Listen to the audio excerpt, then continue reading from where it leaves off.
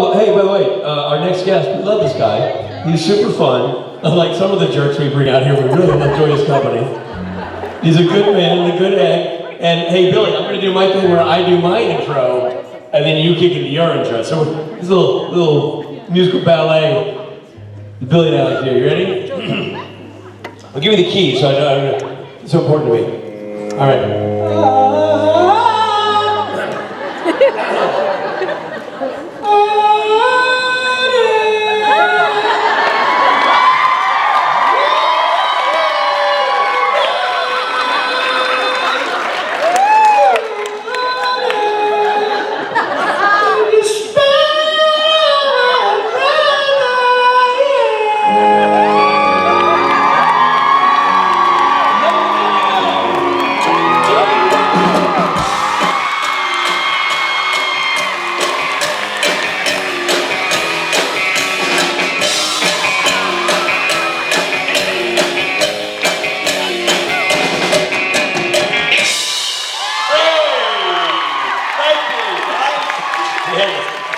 Rob, you didn't see this, but just arbitrarily, Julian decided to end the song right in the middle. He's like, ha!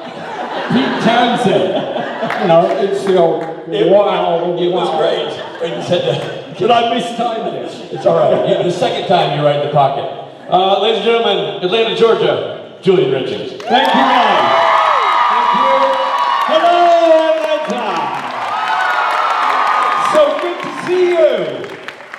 Well, I always feel so naked up here after, like, Jason Mans comes and does a set like that, and then I come out and go, hello, it's me. I've got to be interesting for 45 minutes. Okay, I'll spread it out. I won't be too funny now, because, you know, I've only got a few jokes and a few things. No, so it's great, yeah. First time ever in Atlanta. What a wonderful city. It really is. I arrived yesterday, I went out for a walk and got lost. And then I went out for another walk today, got lost again. And I thought, okay, I'm going to be strategic and find a restaurant for lunch. And I went around and I found this waffle place. I even posted pictures on Twitter. And and then I got lots of advice from people, what particular kind of waffle, what particular kind of topping. And then I went back to the hotel, and then I got lost again. And I never found it, so I'm craving waffles right now, because I never got a waffle. I had spinach salad instead. Pretty disappointing. Chicken, and a bit of kale as well. So I'm feeling very virtuous, but unfulfilled. Anyway, well, there's some folks here. Hello, you very kind people asking questions, keeping things rolling. So Atlanta, so for me, I grew up in England, in Oxford, which is a medieval city. Oh, hello. I think it sounds like some English people chirping away. Hello. So I grew up there and surrounded by history and going way back to medieval times. But for me, it's so exciting to be in a place like Atlanta that has kind of what I think of as more contemporary history, civil wars, civil rights. So it's just an amazing place. So I'm looking forward to seeing a bit more of it too, and trying not to get lost as well. It's weird. It's like I'm used to being in cities that are on grids. You know, it's idiot-proof. You go that way, you go this way. I live in a city that the lake is south and the city is north. But here, it's like, I don't know, it's confusing. Spaghetti Junction, yeah. Yeah. All right, so I'm going to start by not asking questions, asking you to ask questions. I'm a pacer, excuse me. I can't stand there and be beautiful and sing and soar like Jason. I have to kind of pace around. I drive other actors crazy. If ever I'm waiting for my bit to go on stage and walking around like this, walking around like this. Anyway, sorry. Okay, first question. Hello. What's it like to play death?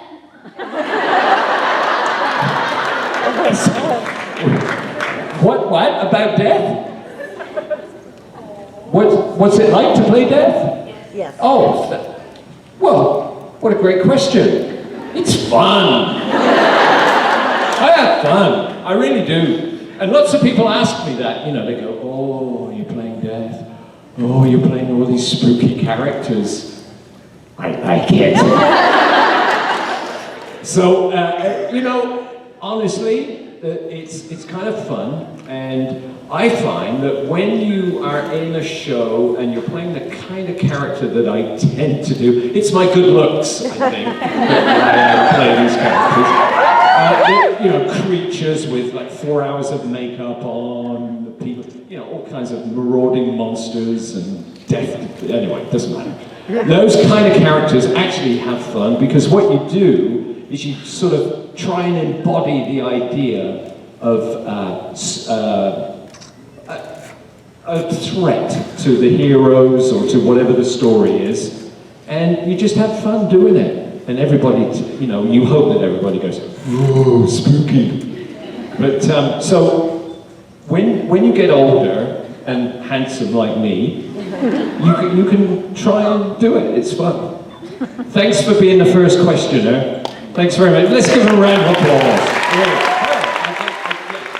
I can't see. My hearing's going. I'm losing my teeth, and I can't see through the light. So I'm going to say lots of eccentric and strange things. All right, that's my excuse. I'm going over to this side of the stage. Stage right. I'm going over to stage right. Hello. Hi, nice to meet you. So, I had a question. Obviously, a lot of actors have different reactions to when they're told that their character is getting killed off. How did you react when they told you, we're gonna kill Death? Well, they didn't actually tell me that. They sent me a script. And I looked at the script and went, uh-oh. But I did like the next line, I think I killed Death. I like that. That was a good setup. I don't know. I mean, every actor does that. You know, in any series, you always kind of go, what am I doing? What's my fate? And to be honest with you, I don't look at it as it being over anyway. I mean, we're in a universe, supernatural, people return, people... You never know. I'm not giving away any secrets, I don't know any. But you know, in terms of supernatural, it's not a big deal. I was in a show one time, I've told people this before, but I was in a show called Heartland, which is a really lovely show about a horse farm. And our heroine, played by Amber, an actress that I really admire, the idea was that I was introduced as the rancher next door, and my farm was going to seed and the animals were being neglected. And there was a whole episode about how run down they were and how sad they were, and it was because I was ill and hitting hard times. And I thought, oh, this is a good character, it's a good show, great. And then the following season, I was asked back for another episode, and my sister was introduced as another character, and I thought, ooh, this is good. I'm the neighboring farm of the heroes that are the main leads in the show. And then I didn't hear anything for a while, and a season passed, and I turned on the television very casually one night thinking, oh, the show's on, I'll see how it's going. Turned it on, and there's an ambulance, and the ambulance is going down the street. And the hero turns to Amber and says, too bad what happened to Mr. Hanley. And that was me, that was my character. I died, I had a heart attack, I was in the ambulance and I didn't even know. So that was a little more unsettling. But apart from that, you know, in the world of supernatural, I think that's part of the mythology and the possibilities of this world, and it questions our belief in life and death and, you know, what's going on in the world. So, not too depressed. Thanks. All right, over here, stage left. Oh, look, there's my back. You don't often see your back on screen.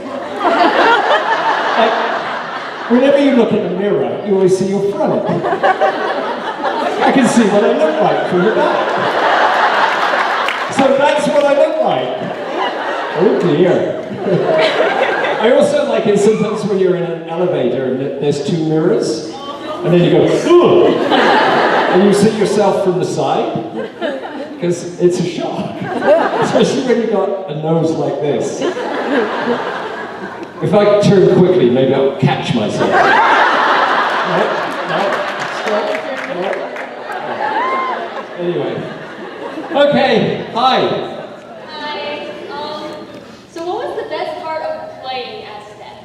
What was the best part? Well, there was lots of it, really. I could go on forever with that question. Let me go. I'm sure lots of you are going to ask questions about Jensen and Jared, so I'll save that for later. But I will say this now, and really honestly, it's introduced me to a whole, several generations of fans of Supernatural. And I think that's one of the greatest things that I've got from it. And like here today, we're all here today, it's changed my idea of what being an actor in a TV show is like. And it's challenged, I mean, I've been professional for 40 years, I guess, I've been acting. And it's been amazing to me since I've been in Supernatural, the fact that I have such an interaction with the people that watch the shows that I'm in. And that's sort of like a huge change in society. And it means that we're much more accessible, I think. And I think there's much more interaction between fans and actors and showrunners too, because I think the showrunners are always listening to the fans. So for me, personally, I think there's been a sea change in the way that shows are run, and my being deaf is a part of that. There's lots of other things too, but that's one of the biggest experiences that I've felt. Okay? Thank you. Okie dokie. Hello. Hi, Julian. Thank you for coming. My pleasure. When you were approached to play Death and you got the script, did you audition? So how did I get the role? What was your reaction? Did you watch the show or? Well, I hadn't really, because I was introduced in season 5, and it had been going for quite a while, and it had just missed my radar. I knew it was there, and I'd had friends that had been on it. And you know how it is as an actor, you tend to kind of have a general idea of things, and you plug into stuff. But at the time, of course, it was on a regular TV spot. It wasn't on Netflix or anything. So for some reason, I didn't really follow it, and I kept thinking, I must go back to the beginning to see it, and I never did. Anyway, what happened was that my agent called me and said, you're being asked to put yourself on tape for this show called Supernatural. I'm like, oh yeah, I've heard of that. And she said, they're sending you some sides, put yourself on tape, and we'll send it to Vancouver, which is where it's being shot. And I did that, and the sides that were sent to me were actually the sides of Pestilence, right? And now, I don't think that I was reading for Pestilence, but I think of the 4 Horsemen, that was probably the script that the producers had ready, the writers had got, and they were just sending it out there to see who was around and what interpretations there were. Anyway, I put myself on tape, sent it back, didn't hear anything, and as an actor, you just get on with it, right? You don't kind of stand by the phone, you just think, okay, well, that didn't happen. And then it was a long time later, like several months later, my agent called me and said, you've got this job on Supernatural playing Death. So it was a complete surprise, because I hadn't even read for Death, but obviously I'd read for one of the Horsemen, and they looked at the balance of the characters, I guess. And funnily enough, I was actually really focused on another show. I was shooting feature film at the time, which was way out up north in the country, and it was one of those projects, like love projects that had taken years to figure out. So I was so involved with that, it was almost an afterthought that I came and shot Supernatural. I went direct from this show to Supernatural, and I was kind of taken off balance, really, and so it was a wonderful surprise. So it was a series of strange coincidences, really. Thank you. Thank you. Okay. Okie dokie. Hello. Just about to see you there. Hi. For what it's worth, I think Death was way too smart to actually be dead. Thank you. Yeah. I blame the writers. The Reapers seem to be the closest things to family for Death, and they clearly rescued him. But Death can form connections. He clearly had some connection to the Winchesters, which of course ended very badly for him. Do you think that Death had felt any actual connection to any of his Reapers? Of the Reapers? Or to the characters? Specifically Reapers? Or His Reapers. His Reapers. Yeah, I think so. I think that, and this is all open to interpretation, of course, but the way I play him is, I feel that to make him more effective, it's much better to play him as a sensitive, caring person, because then he's got more power. If he cares about people, or if he has principles, then he's not just, I'm scary and sneaky and bad. You know, that's sort of like one level, and I think he has a lot of levels, and I think that particularly in his interactions with Dean, he comes across a bit like an uncle. He's a bit disappointed at times, he's a bit stern at times, sometimes he's sarcastic. You know, there's all those qualities of an elder. And that's kind of how I play him, and I think that with his Reapers, I think he's the same kind of person, that he's a figurehead. I think that with the Winchesters, he's more personable, and there's more of he enjoys the human traits of the Winchesters, and I think that Death also, with his appetite, enjoys human frailties, and I think that's, again, a fun thing to play, to offset the idea that I'm very, very powerful. Right, so that's the way I've played him, and I think, yeah, and as an actor, when you take on a role, no matter what the role is, you really have to find the person's love, or what makes you like them, right? So I try and find that in Death, and I try and make him believable, and that way I think I care about him, and then you care about him too. So that's it. Thank you. Hello. Don't be shy. It's okay. In your account, Death was way too anticlimactic. How would you prefer to die typically? Oh, if I had a choice? That's a good question. If I had a choice, rather than have a scythe come through my middle, I think I'd rather eat pizza to death.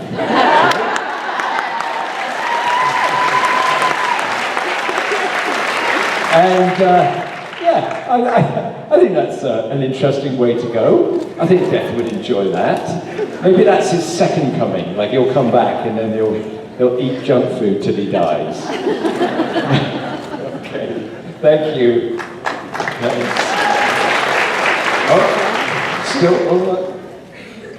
I'm just trying to get half of my profile. No, I keep trying, it doesn't work.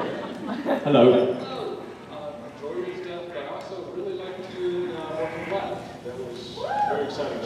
Oh, great. Basically, say you've been acting for a while. What was your very first paying gig? Well, my first paying gig was straight out of school. So I chose a route. So I grew up in England, and I grew up in the 60s and 70s when the old style of theatre was kind of disappearing. There's that old style of what they used to call weekly rep, where actors would rehearse for a play for a week, put the play on for a week, and while they were showing the play at night, they would be rehearsing for the play the next week. That was how people learned the business. But the numbers for theatre goers dropped off considerably in the 70s, 60s and 70s. Television was a big competition. So theatre started to reinvent itself, naturally. And I thought, well, I could either go to drama school, where I do straight acting and preparation for a career in the theatre, or what's more likely to happen is that I'm more likely to end up doing something else to supplement my life, because I'm never going to make it a living as an actor. So I went to a university program that kind of looked at all different ways of doing theatre. It had a practical side to it, but I thought this was a better route for myself. And in fact, it was fabulous, and I joined a theatre company straight out of university that went to communities in our region. I went to Exeter University, which is in the southwest of England, and Dartmoor, Exmoor, areas around there desperately needed theatre. But they didn't have traditional theatres. We went to pubs, beaches, seniors' homes, different places, and we put on plays in non-traditional venues, village halls, and to 30 people, 40 people, rather than to big theatres. And we would write the material ourselves, and we would pack the van, load it in, just like a rock and roll band, really. Load up, do a gig, go on to another village, do another gig. So that was my introduction to the professional acting. And I did theatre, I guess, for about 5-6 years only theatre, and then I started to do more and more film and television. So for the last 30 years, I've done more film and TV. But I've also always done theatre, because I'm trained as a theatre actor, and for me, there's a great love of theatre, and there's a great love of, like, you know, what we have today is the interaction. I mean, it's great. There's a thing called a triple action effect. And what it is, it's like when we're live, so I act, you react, and I react to your reaction. It's like boom, boom, boom, boom. And you can't reproduce that. No matter how brilliant the television show is or the film, you can't reproduce that energy, that human energy. And for me, that's very, very exciting. And it's not to do with, oh, well, theatre's a better art form than television acting. It's nothing to do with that. It's just the primal response and the primal reaction that we have to each other in sharing the same room. So I still love it, and I still do as much as I can, but it's a little bit difficult because scheduling's hard to do theatre, because you tend to have to plan theatre 6 months, a year in advance. Unlike film and TV, which is like, you get a phone call saying, can you be in Atlanta tomorrow? Can you be in New York tomorrow, or something? So it runs on a very different time frame. It's a very long-winded answer, but there you go. Thank you. I got the chair. So, hi, I'm just, excuse me while I use your questions to sort of like bounce off and throw things at you, but I figured that's probably the best way to go. Okay. Hi. Hi. My question is, what is the most ridiculous thing you've ever done on the Supernatural set? Well, I've been asked that before, and I've also been asked, were you pranked? And it's funny, no. Everybody takes me very seriously. And it's funny, when I arrive on set, and it's the same in a convention too, sometimes I'll arrive and somebody will go, oh my God, he smiled! He smiled! People are amazed because I play death, and I tend to play a lot of bad guys, and they think, God, he's scary. And so really, on set, and because I've tended to come in like 2 days at a time, and just do a very intense couple of scenes and then go away again. So honestly, I haven't done anything really crazy. The only thing that I did do was caught on camera, and that was in the last episode that I did, which was the end of, what was it, season 10, when I actually get killed. I don't know if any of you have seen it, but I thought, oh, there's a stage, and there were these amazing images from the Mexican Night of the Dead, and I got up and I danced in front of them. And somebody took a bunch of photos, and I have actually posted them. They are around if you look for them. And I was in my death regal costume, and I'm sort of like dancing around. So that's kind of one of the most crazy anarchic things that I've done. But apart from that, very, very straightforward. And I feel, in a way, again, you know, and this is getting back to being serious about my job as an actor. In many ways, I'm a character actor. I have been always, you know, for 40 years, and I will continue to be, hopefully until I'm quite old.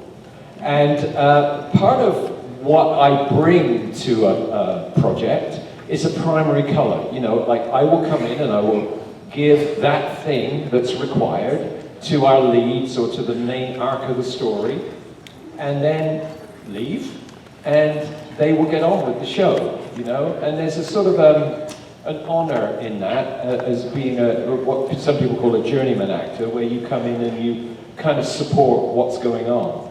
But I have to come in focused, and I have to deliver the thing that I do. You know, and there are athletes that do the same thing on sports teams. They come in and they deliver a particular sensibility. So that's it. Thank you. Thanks. This is the dark side. So everybody's shrouded in dark here. So it's really the dark side. Hello, Stage. Dad. Hello. Hello, Julian. Sorry. How are you? Good. Good. So, how are you? How am I? I'm really good, thank you. So, a question. What is your opinion about a supernatural episode of Fire Pits? It's based off a video game I'm creating called Zero Horizon, which combines Supernatural and AtlCon. You'll have to go slowly. Wind back and say, what is what? What's the question? What is your opinion of a supernatural episode with fighter jets in it? With biker jets. Fighter jet. Have I missed something? No? Oh, thank you. You see how ignorant I am. I apologize. I didn't even know. And so it's out?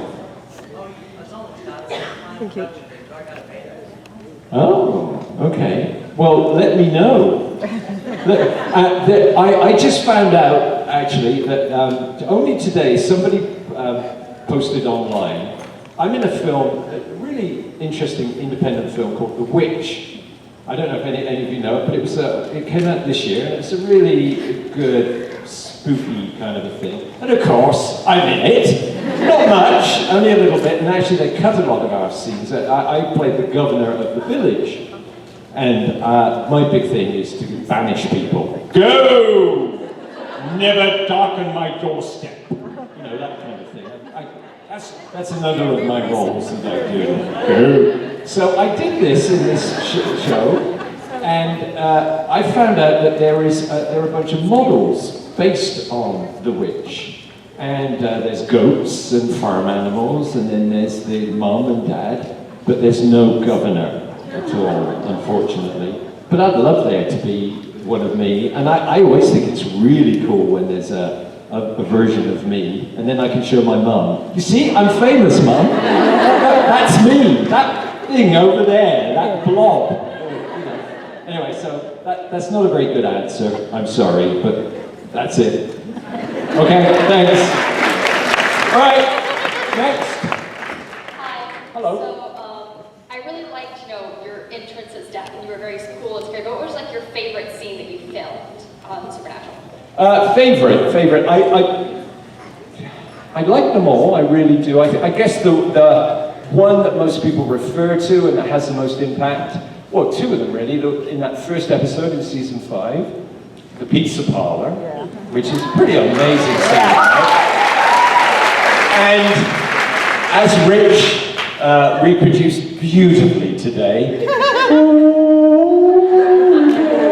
that intro, I mean, you can't really beat that. But they're two very different things, and I think those two scenes really helped shape my character in the world of Supernatural.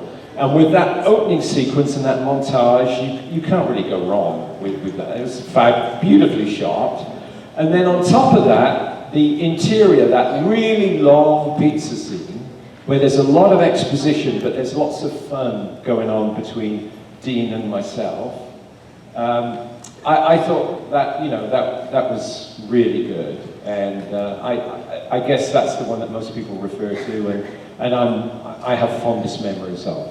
But you know, there are so many good ones. Like then lots with the hot dog and the pickle chips, and the last one too with the scythe. I mean, you know, pretty good, pretty well written, and that's the thing that you, as an actor, you have to surrender to what the writer gives you.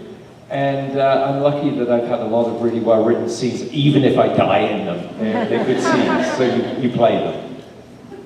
Okay, thank you. Oh. Hello. My question is that if Dev were to still be alive on the show, do you think he would agree with Mary being brought back from the dead and not mess with her? Or do you think he would be mad and try and kill her again? I don't know. I think if he was brought back from the dead, he'd find a nice hotel somewhere, and he'd sit and he'd have a glass of beer, and he'd laugh at all the human frailty that was going on around him and say, "You see, I told you so."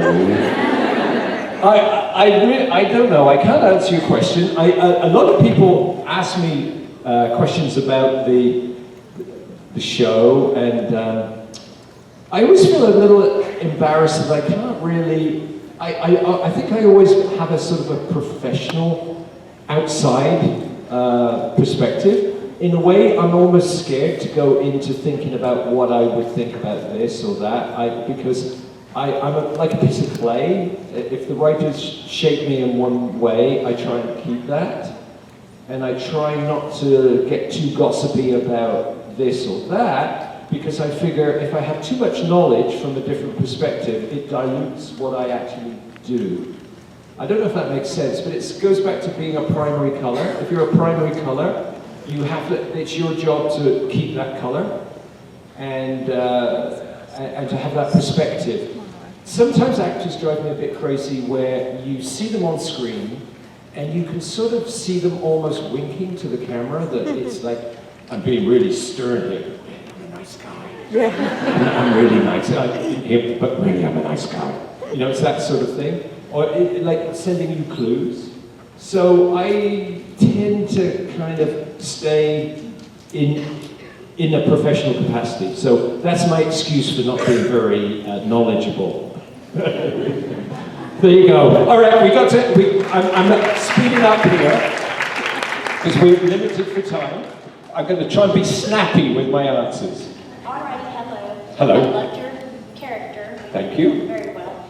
So who's handling that? I didn't talk to, but we've got some very good gents up here to continue on. Now, Julian, are you going to come hang out with us tonight at karaoke? Oh yeah. Okay. I'm going to do a Halloween theme. Halloween theme song. So, how appropriate from Death. Yes. It's your night to shine. Yes. Yes, it is. Julian Richings, everybody!